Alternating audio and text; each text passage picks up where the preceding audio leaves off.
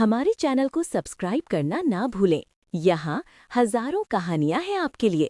आदित्य जी ने अपनी समस्या विस्तार से बताई, जिससे सम्राट को बात समझ आ गई। तो फिर ऐसा कहिए ना, मैं भी कहूँ कि आप लोग इतनी चिंता में क्यों हैं? यानी बात राठौर के साथ हार जीत से जुड़ी हुई है, सम्राट ने समझते हुए कहा। हाँ, आदित्य जी और आशुतोष जी एक साथ बोले। डोंट वरी, डैड इलेक्शन तो आप ही जीतेंगे।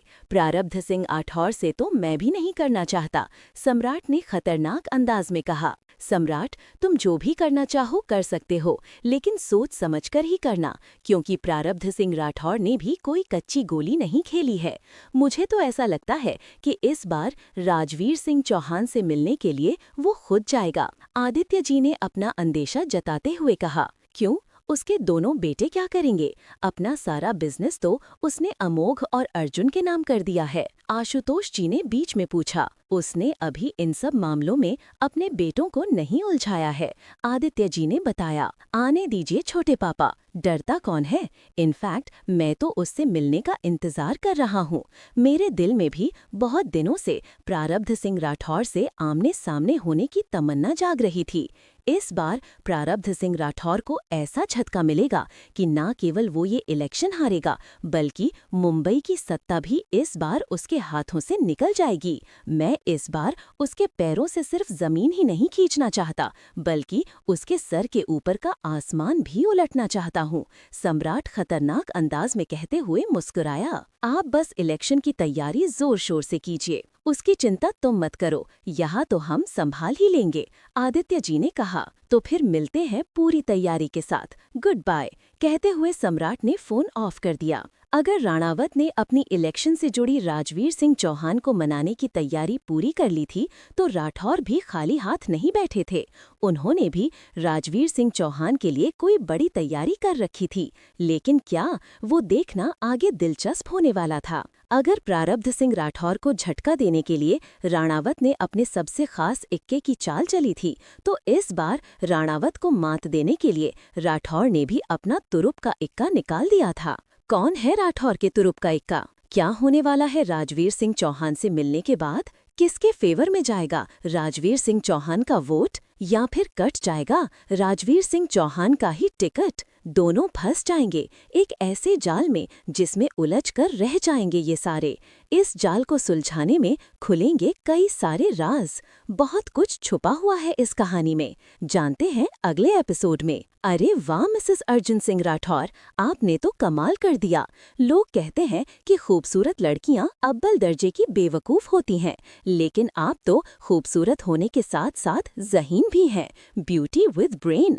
पहले तो आपके इस छोटे से दिमाग के आशिक केवल हम ही थे, पर अब तो सब आपकी तारीफ करते हुए नहीं थकते। शुचि की गोद में सर रखकर लेटे हुए अर्जुन ने शुचि की आंखों में गौर से देखते हुए कहा। जवाब में शुचि ने हल्के से उसके सर पर अपने हाथों से मारते हुए कहा, होश में आ जाइए मिस्टर राठौर, मैं मिसेस राठौर नहीं बल्कि शुचि आदित्य सिंह राणावत हूँ। अरे नहीं हो तो क्या हुआ, अब जल्दी तुम मिस शुचि आदित्य सिंह राणावत से मिसेस शुचि अर्जुन सिंह राठौर बन जाओगी। अर्जुन अपनी बाहों को शुचि के कमर के अगल बगल लपेटा हुआ बोला। तुम्हारे सपनों में, शुचि की आवाज उदासी से भरी थी, जिसको अर्जुन ने तुरंत महसूस किया। वो तुरंत ही उठकर बैठ गया और उसे अपने गले से लगा लिया। तुम भी ना, कभी कभी तुम्हारी ये उल्टी सी बातें मेरी बिल्कुल समझ में नहीं आती। कितना कॉम्प्लिकेटेड था सब कुछ। सबसे ज्यादा तो हम दोनों का इस तरह से मिलना था। मुझे तो लगता था कि मैं केवल दूर से तुम्हें पूरी जिंदगी देखता रह जाऊंगा। कभी भी तुम्हारी गोद में सर रख कर लेटना मुझे नसीब नहीं होगा। मुझे तुम आसमान का वो चांद लगती थीं, जिसे हर रात हर कोई देखता है और उसको पाने की तमन्ना करता है, पर वो हर किसी के नसीब में नहीं उतर कर आता। लेकिन देखो, ना सिर्फ हम दोनों मिले, बल्कि हम दोनों को एक दूसरे से प्यार भी हो गया। पर फिर भी अब तुम ऐसी बात कर रही हो, अर्जुन नाराज होते हुए बोला। जाहिर सी बात थी कि शुचि की बातें उसे पसंद नहीं आई थीं। मैं ऐसी बात नहीं कर रही हूँ अर्जुन, तुम समझने की कोशिश करो ना। ये पूरा शहर जानता है कि राठौर और राणावत के बीच दुश्मनी की कितनी गहरी खाई है। लोग तो यहाँ तक कहते हैं कि सूरज पश्चिम से निकल सकता है, सांप और नेवले दोस्त बन सकते हैं, लेकिन राठौर और राणावत कभी एक हो जाएं, ऐसा मुमकिन ही नहीं है। दोनों एक दूसरे का नाम तो दूर, एक दूसरे का काम भी सुनना पसंद नहीं करते हैं। पता है तुमको, आज ही सुबह सुबह नाश्ते की टेबल पर पापा और बड़े पापा किसी बात को लेकर बहुत टेंशन में थे। शायद इलेक्शन की बात चल रही थी, लेकिन हमें साफ पता चल रहा था कि वे राठौर को कोई बड़ी हार देने की प्लानिंग कर रहे थे। उसी समय तुम्हारा फोन आया था। बड़े पापा खुद आज हमें कॉलेज छोड़ने आने वाले थे, लेकिन बहुत मुश्किल से हम लोगों ने बात संभाली। रुचि ने मेरी तरफ देखा, वो मुंह से कुछ नहीं बोली, लेकिन वो जो बोलना चाहती थी मैं समझ रही थी। हमारा परिवार, हमारे पापा राठौर को एक सिंपल इलेक्शन में तो जीतने देना ही नहीं चाहते हैं, तो अपनी बेटी देंगे? कभी भी नहीं।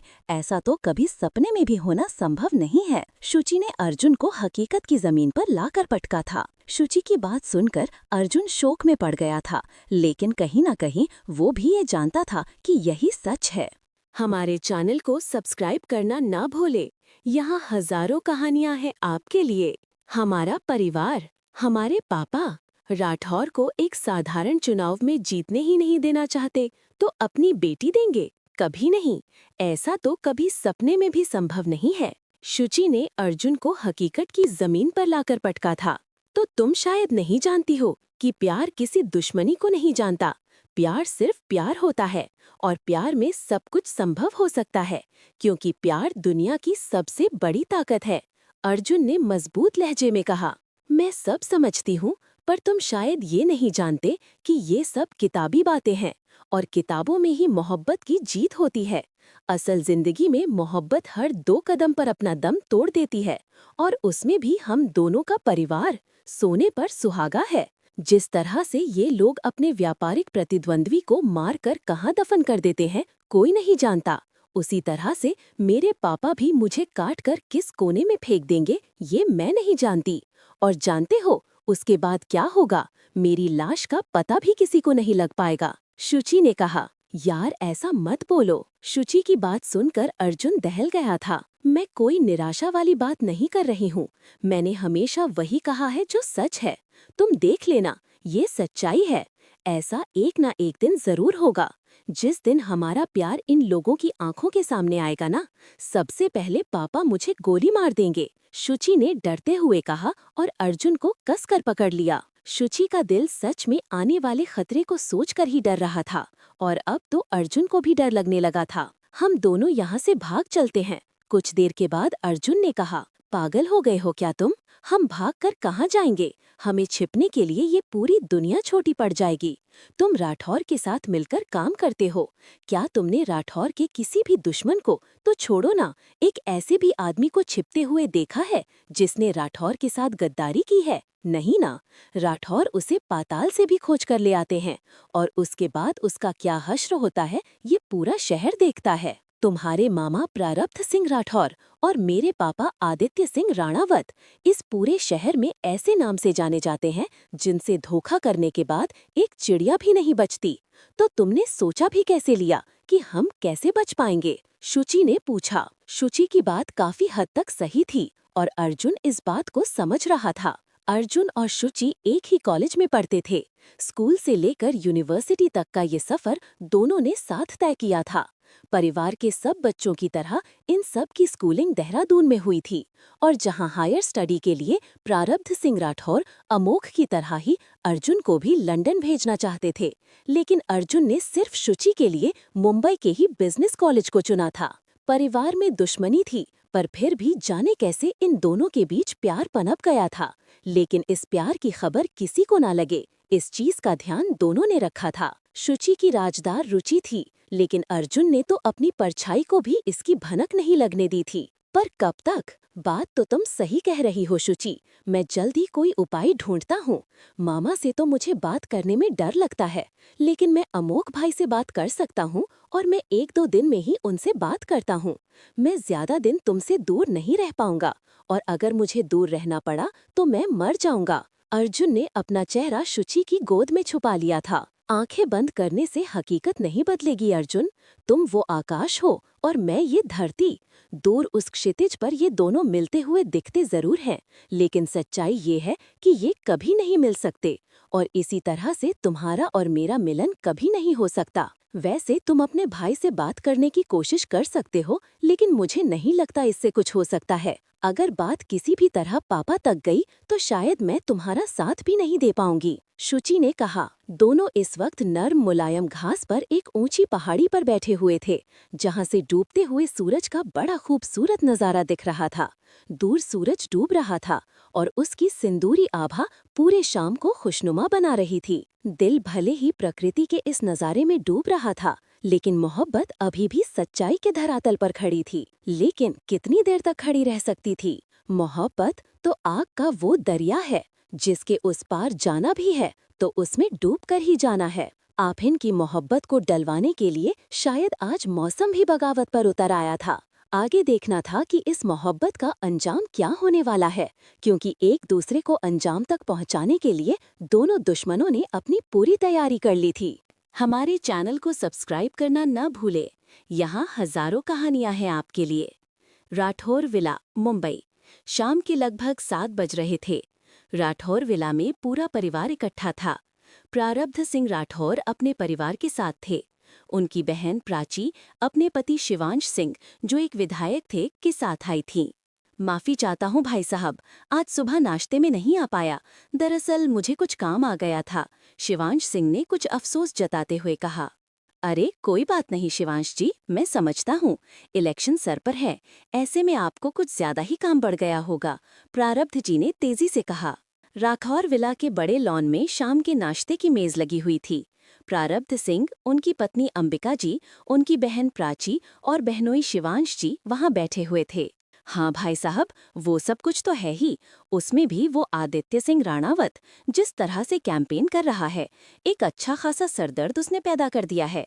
ऐसा लग रहा है जैसे इलेक्शन आशुतोष सिंह राणावत नहीं बल्कि आदित्य ही लड़ रहा है, शिवांश जी ने कहा। आदित्य सिंह की हरकतों का ये रूप नया नहीं है। वो हर बार अपनी पूरी तैयारी करता है, लेकिन किस्मत हमेशा उसका साथ छोड़ देती है, प्रारब्ध सिंह ने कुछ मुस्कुराते हुए कहा। आप लोगों की बात हुई थी राणा भाई साहब से, क्यों बुलाया था उन्होंने आपको? शिवांश जी ने पूछा। उन्होंने सिर्फ हमें ही नहीं बुलाया था, बल्कि वहां पर राणावत भी मौजूद थे, प्रारब्ध जी बोले। उनकी बात पर सबने चौंक कर उनकी ओर देखा। हाँ, उन्हें जब पता चला कि इलेक्शन के लिए आशुतोष भी खड़ा होने वाला है, तो वो नहीं चाहते थे कि उनके वोट के लिए हम लोग आपस में झगड़ें या फिर उनके प्यार का बंटवारा करते हुए उन्हें अपनी ओर आने के लिए बोलें। इसलिए उन्होंने एक शर्त रख दी है, शिवांश जी ने बताया। कैसी शर्त? शिवांश जी ने पूछा। वो राजवीर सिंह चौहान की बात कर रहे थे। राजवीर सिंह चौहान जिसको फेवर करेगा वही सीएम पोस्ट का कैंडिडेट माना जाएगा, और इस बार इलेक्शन में पार्टी का चेहरा भी वही रहेगा, प्रारब्ध जी ने बताया। दूसरे शब्दों में ये कहिए कि जिसकी तरफ से इस बार सीएम का कैंडिडेट चुना जाएगा, राणा भाई साहब अपनी विरासत उसी को सौंप देंगे, शिवांश जी ने कहा। हाँ, यही तो सबसे बड़ी प्रॉब्लम है कि बात केवल इलेक्शन में हार जीत की या फिर सीएम की कुर्सी की नहीं है, बात राणा भाई साहब के भरोसे पर खरे उतरने की है। पर उन्होंने जो राजवीर सिंह चौहान को मनाने की शर्त के ऊपर शर्त रखी है, वो मेरी समझ में बिल्कुल नहीं आ रही है, प्रारब्ध जी ने कुछ चिंता करते हुए कहा। मतलब? अंबिका जी ने चौंकते हुए पूछा। अब मैं मतलब आपको क्या बताऊं? हाई कमान, उन्होंने कहा है कि राजवीर सिंह चौहान को मनाने में एक भी गोली नहीं चलनी चाहिए, प्रारब्ध जी ने चाय का कप टेबल पर रखते हुए कहा। ये तो अच्छी बात है ना, कम से कम आप लोग इसी बहाने लड़ाई झगड़े से तो दूर रहेंगे। मेरी तो उन्होंने आधी टेंशन ही खत्म कर दी, अंबिका जी रिलैक्स होते हुए बोली। पर हमारी टेंशन 100 गुना बढ़ा दी है, प्रारब्ध जी ने गहरी सांस छोड़ते हुए कहा। हाँ, आपको तो टेंशन होगी, क्योंकि आपको जब तक गोलियां चलाने का मौका ना मिले आपके हाथों में दर्द होता रहता है, अंबिका जी ने चिढ़ते हुए कहा। उनकी बात पर सब हंसने लगे। गोलियों की बौछार तो दोनों तरफ से होती है हाईकमान, आप केवल हम पर इल्जाम नहीं डाल सकती। एक गोलियों की बौछार हमारे ऊपर आपकी तरफ से भी होती है, प्रारब्ध जी ने कुछ जताते हुए कहा। इसी को कहते हैं एक तो चोरी ऊपर से सीना जोरी। खुद मेरे ऊपर इल्जाम रख रहे हैं और मुझे कह रहे हैं कि आप हमारे ऊपर इल्जाम नहीं रख सकती। मैं भला कहाँ गोली चलाती हूँ, मुझे तो बंदूक उठाना भी नहीं आता। अंबिका जी झूठ से नाराज होते हुए बोली। गोलियों की बौछार तो आपकी तरफ से ही होती है हाईकमान, और इन गोलियों का हमारे पास भी कोई बचाव नहीं होता, क्योंकि अंतर बस इतना ही है कि हमारे बंदूक के मुंह से गोलियां निकलती है और आपके होठों से मीठी गोलियां। प्रारब्ध जी ने हंसते हुए कहा। आप भी ना, अंबिका जी ने शर्माकर मुस्कुराते हुए सर झुकाया। चलो तुम लोग इस चीज को छोड़ो, राजवीर सिंह चौहान के मैटर में मैं खुद देखूंगा। इसके लिए तुम लोगों को कोई चिंता करने की जरूरत नहीं है। उसका वोट मेरे ही फेवर में आएगा। चाहे आदित्य लाख कैंपेन कर लें, पर जीतेंगे शिवांश जी ही। प्रारब्ध जी ने शिवांश जी की ओर देखते हुए कहा। लेकिन इस चीज को कुछ भी कह लो भैया, आशुतोष सिंह राणावत इस मामले में बहुत खुशकिस्मत है। उसे लक्ष्मण जैसा भाई मिला है। प्राची जी ने भी बातचीत में हिस्सा लेते हुए कहा। हाँ, और मेरे बारे में क्या ख्याल है मेरी बहना का? प्रारब्ध जी ने कुछ मुस्कुराते हुए कुछ शरारत के साथ प्राची जी से पूछा। प्राची जी ने मुंह बना लिया। मैं आपकी कहाँ कोई मदद कर पाती हूँ, उल्टे मेरे कारण तो आपके सर में हमेशा दर्द होता है। प्राची जी रूठे हुए बोली। इसे सर दर्द नहीं, खुशकिस्मती कहते हैं बहना, जिसको तुम कभी नहीं समझ पाओगी। वाह भाई, बहुत नसीब वाले होते हैं जिन्हें अपनी बहनों के नखरे उठाने का मौका मिलता है। वैसे आप बताइए अंबिका जी, आपका क्या इरादा है? प्रारब्ध जी ने अब अंबिका जी की ओर देखते हुए पूछा। हमारा इरादा? अंबिका जी नहीं समझी। हमारा कहने का मतलब ये है कि आज आपका हम सभी को केवल अपने होठों से मीठी मीठी गोलियों की बौछार खिलाने का इरादा है, या फिर हमारी बहन और बहनोई हमारे घर आए हैं तो इन्हें अपने हाथों से बने हुए पकवान भी खिलाएंगी? प्रारब्ध जी ने अंबिका जी से पूछा। प्रारब्ध जी ने बात को दूसरी ओर मोड़ दिया था। हमारे चैनल को सब्सक्राइब करना न भूलें, यहाँ हजारों कहानियां हैं आपके लिए। प्रारब्ध जी ने अंबिका जी से पूछा।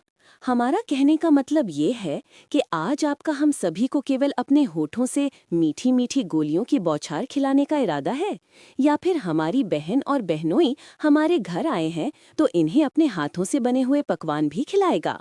उसकी चिंता आप मत कीजिए, सब कुछ तैयार है। मैं बस बच्चों के आने का इंतजार कर रही थी। लीजिए, अमोघ और अर्जुन आ भी गए। अंबिका जी ने गेट की तरफ देखते हुए कहा, जिधर से अमोघ की गाड़ी आ रही थी। प्राची जी और अंबिका जी एक साथ खड़ी हुईं। शिवांश जी ने धीरे से कहा, बेटे का स्वागत करने के लिए तो एक पैर खड़ी हो जाएंगी, लेकिन पति पर कभी ध्यान नहीं रहता। शिवांश जी की बात पर प्रारब्ध जी चौंके। शिवांश जी ने प्राची जी की तरफ देखते हुए कहा, जो कि बहुत खुशी और बेसब्री से गाड़ी के पोर्च में लगने का इंतजार कर रही थी। मतलब कि इलेक्शन के काम के लिए तो हम ऐसे भी काफी समय तक घर से बाहर रहते हैं, कभी कभी महीनों के लिए भी निकलना होता है, लेकिन प्राची इस तरह से कभी भी गेट पर इंतजार करते हुए नहीं मिलती। और देखिए, बेटे के लिए बस चले तो गेट तक दौड़ लगा जाए। प्रारब्ध जी ने एक भौं उठाते हुए पूछा, आप हमारी बहन की शिकायत हमारे सामने ही कर रहे हैं? शिवांश जी सटपटा गए। सॉरी भाई साहब, हमारा कहने का मतलब वो नहीं था। लेकिन अगले ही पल प्रारब्ध जी का जोरदार ठहाका गूंज उठा। इतना भी बीवी से क्या डरना शिवांश जी, वैसे बात आपने सही कही है। यही हाल हमारी हाई कमान का भी है। पति चाहे कितने भी काम कर ले, नालायक निकम्मा ही है। सीधा पूछती है, करते क्या हो? दिन भर ऑफिस में बैठकर ऑर्डर ही तो चलाते हो। लेकिन बेटा अगर स्कूल से भी आता है तो थक जाता है। अब देखेगा कैसे बेटे के नखरे उठाएंगी। गाड़ी में से अमोघ उतरा था। अमोघ ने खुशी जताने के साथ साथ शिकवा भी किया। What a pleasant surprise! सुबह नाश्ते के टाइम में कितना आपका इंतजार कर रहा था, लेकिन आप नहीं आई। प्राची जी को सामने देखते हुए, अगर मुझे पता रहता कि शाम को आप आइएगा तो आज मैं ऑफिस ही नहीं गया रहता बुआ। उसने खुशी में प्राची जी को अपनी बाहों में उठाकर गोल गोल घुमा दिया। अरे अरे, नीचे उतारो मुझे, चक्कर आ रहे हैं मुझे, प्राची जी हंसते हुए बोली। अमोघ ने उन्हें नीचे खड़ा किया। प्राची जी ने अमोघ को प्यार करते हुए कहा, मैं तो आने को तैयार बैठी थी, लेकिन अर्जुन तो पहले ही यहाँ से चला गया था, और दूसरे तुम्हारे फूफा जी को टाइम नहीं मिला। अंबिका जी ने पूछा, अमोघ, अर्जुन कहाँ है? अमोघ ने कहा, वो कुछ कंपनी के काम से जूहू गया है, कल सुबह तक आएगा। सॉरी बुआ, हमें नहीं पता था कि आप आने वाली हैं, वरना मैं उसे जाने नहीं देता। कोई बात नहीं, मेरे लिए अर्जुन से भी ज्यादा लाडले तुम हो, प्राची जी ने कहा। शिवांश जी ने जानबूझकर बात अधूरी छोड़कर प्राची की तरफ देखते हुए कहा, वो कम से कम कुछ काम के सिलसिले में तो गया है, वरना हमारे साथ रहता तो। प्राची जी ने मुंह बना लिया। वहीं अंबिका जी मुस्कुरा दी। अंबिका जी ने प्रारब्ध जी की तरफ देखते हुए धीरे से कहा, छोड़िए दीदी, ये सबके घर की कहानी है।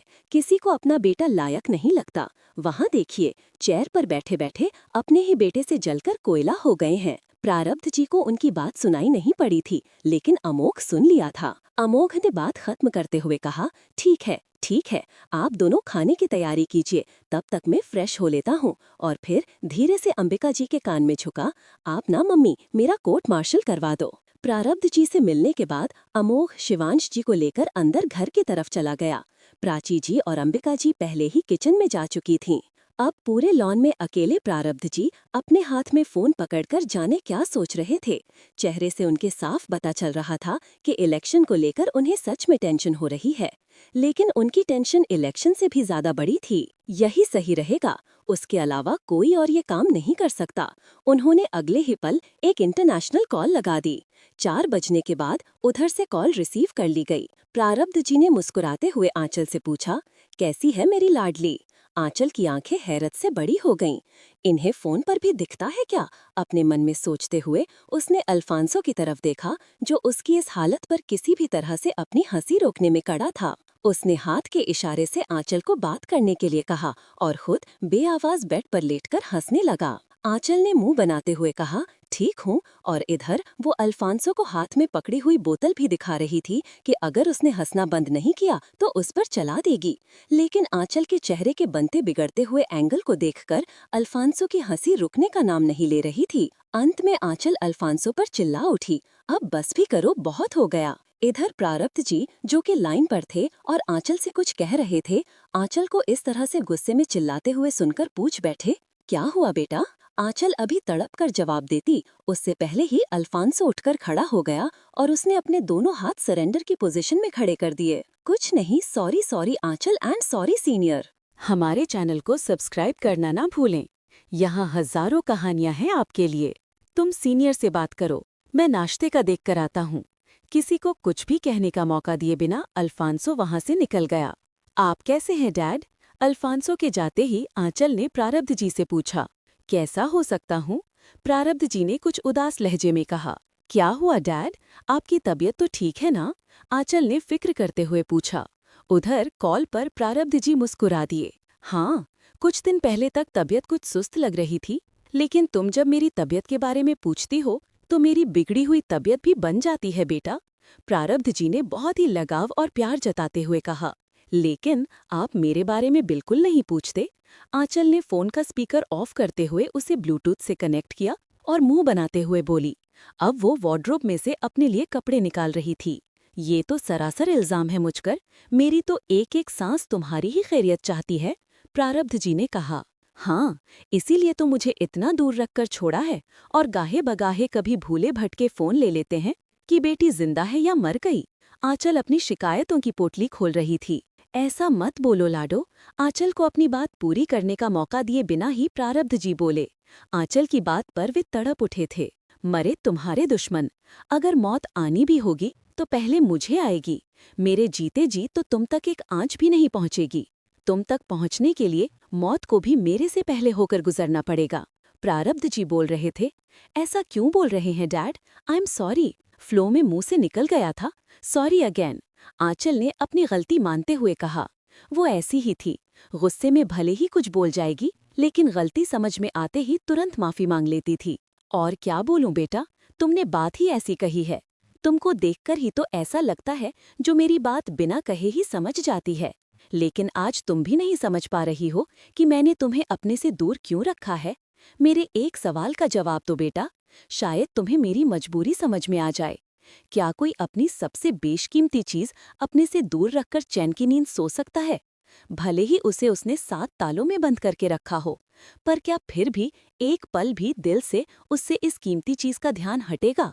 प्रारब्ध जी ने पूछा। नो, आंचल ने पूरी ईमानदारी के साथ छोटा सा जवाब दिया। वही बात मेरे साथ भी है बेटा। तुम मेरे से बहुत दूर भले ही रहती हो, लेकिन मेरी नजर एक पल के लिए भी तुमसे नहीं हटती। जिस तरह से तुम अपने फेवरेट टेडी बेयर के बिना रात में सो नहीं सकती, उसी तरह से मुझे भी नींद नहीं आती। बाप और बेटी में ये चीज सबसे ज्यादा कॉमन होती है। क्या ये बात बताने की जरूरत है मुझे? प्रारब्ध जी ने पूछा। नो डैड, आंचल कुछ शर्मिंदा लहजे में बोली। मैंने जो कुछ भी कहा उसके लिए आई एम सॉरी, पर मुझे यहाँ पर अकेला लगता है। मैं आपके साथ रहना चाहती हूँ। आंचल ने धीरे से कहा। मैं तुम्हारी फीलिंग समझता हूँ और मेरे दिल में भी यही तमन्ना है, और इसीलिए मैं अब तुमको हमेशा हमेशा के लिए अपने पास बुलाना चाहता हूँ। प्रारब्ध जी ने कहा। सच में? प्रारब्ध जी की बात सुनकर आंचल उछल पड़ी और जिन कपड़ों को सजाकर वो वार्डरोब में रख रही थी, वे सारे उसके उछलने के चक्कर में हाथ से लगकर नीचे गिर गए थे। लेकिन आंचल को उनकी फिक्र नहीं थी। वो तो आराम से बेड पर लेट चुकी थी। आप सच बोल रहे हो डैड? आप सच में मुझे अपने पास बुला रहे हो? आंचल ने दोबारा कंफर्म करते हुए पूछा। प्रारब्ध जी मुस्कुरा दिए। हाँ, मैं चाहता हूँ कि तुम इंडिया वापस आ जाओ, हमेशा हमेशा के लिए मेरे पास। प्रारब्ध जी ने कहा। सच में? प्रारब्ध जी की बात सुनकर उछल पड़ी और जिन कपड़ों को सजाकर वो वार्डरोब में रख रही थी, वे सारे उसके उछलने के चक्कर में हाथ से लगकर नीचे गिर गए थे। लेकिन आंचल को उनकी फिक्र नहीं थी। वो तो आराम से बेड पर लेट चुकी थी। आप सच बोल रहे हो डैड? आप सच में मुझे अपने पास बुला रहे हो? आंचल ने दोबारा कंफर्म करते हुए पूछा। प्रारब्ध जी मुस्कुरा दिए। हाँ, मैं चाहता हूँ कि तुम इंडिया वापस आ जाओ, हमेशा हमेशा के लिए मेरे पास। प्रारब्ध जी ने कहा। सच में? प्रारब्ध जी की बात सुनकर आंचल उछल पड़ी और जिन कपड़ों को सजाकर वो वार्डरोब में रख रही थी, वे सारे उसके उछलने के चक्कर में हाथ से लगकर नीचे गिर गए थे। लेकिन आंचल को उनकी फिक्र नहीं थी। वो तो आराम से बेड पर लेट चुकी थी। आप सच बोल रहे हो डैड? आप सच में मुझे अपने पास बुला रहे हो? प्रारब्ध जी मुस्कुरा दिए। हाँ, मैं चाहता हूँ कि तुम इंडिया वापस आ जाओ, हमेशा हमेशा के लिए मेरे पास। प्रारब्ध जी ने कहा। मैं तो आज की फ्लाइट से आ रही हूँ डैड। आप भाई को मत बताना, मैं उन्हें सरप्राइज दूंगी। आंचल ने बेसब्री में कहा। ठीक है, मैं तुम्हारे भाई से कुछ नहीं बताऊंगा, लेकिन आज की फ्लाइट से मत आओ, इलेक्शन के बाद आना। प्रारब्ध जी ने कहते हुए जैसे आंचल की खुशी को ब्रेक दे दिया था। इलेक्शन के बाद? कौन से इलेक्शन के बाद? आंचल ने कुछ ना समझते हुए पूछा। इंडिया में हो रहे इलेक्शन के बाद। कुछ ही दिनों में यहाँ महाराष्ट्र में विधायिका के चुनाव होने वाले हैं। इलेक्शन में तुम्हारे फूफा जी भी कैंडिडेट हैं। अगर वे इलेक्शन जीत जाते हैं तो पूरे महाराष्ट्र में हमारी सरकार रहेगी, तो मैं तुम्हारी तरफ से बिल्कुल निश्चिंत हो जाऊंगा। लेकिन अभी उसमें एक प्रॉब्लम है, प्रारब्ध जी ने बताया। कौन सी प्रॉब्लम? अब कौन सी प्रॉब्लम है जो आंचल का रास्ता रोक रही है? क्या उस प्रॉब्लम को पता नहीं कि आंचल अपने रास्ते में आने वाले हर एक प्रॉब्लम को अपने आंच से जला देती है? आंचल ने फुल एटीट्यूड के साथ कहा। This attitude is like my girl. ये अंदाज सिर्फ और सिर्फ मेरी बेटी के पास ही है। प्रारब्ध जी ने तारीफ करते हुए कहा। Of course dad. अपनी तारीफ वसूलते हुए आंचल दिल खोलकर मुस्कुरा दी। अब आप उस प्रॉब्लम का नाम तो बता दो जो आंचल दी ग्रेट के रास्ते में दीवार बनकर खड़ी है। आंचल ने पूछा। तुम्हारी यही खासियत तुम्हें सबसे अलग बनाती है आंचल। तुम कभी भी अपने टारगेट से नहीं भटकती। सुनो, उस प्रॉब्लम का नाम है राजवीर सिंह चौहान। इलेक्शन में जीत के लिए हमें राजवीर सिंह चौहान का सपोर्ट चाहिए। प्रारब्ध जी ने बताया। राजवीर सिंह चौहान। आंचल ने अपने होठों पर ये नाम दोहराया। ऐसा लगा जैसे वो याद करने के लिए सोच रही हो।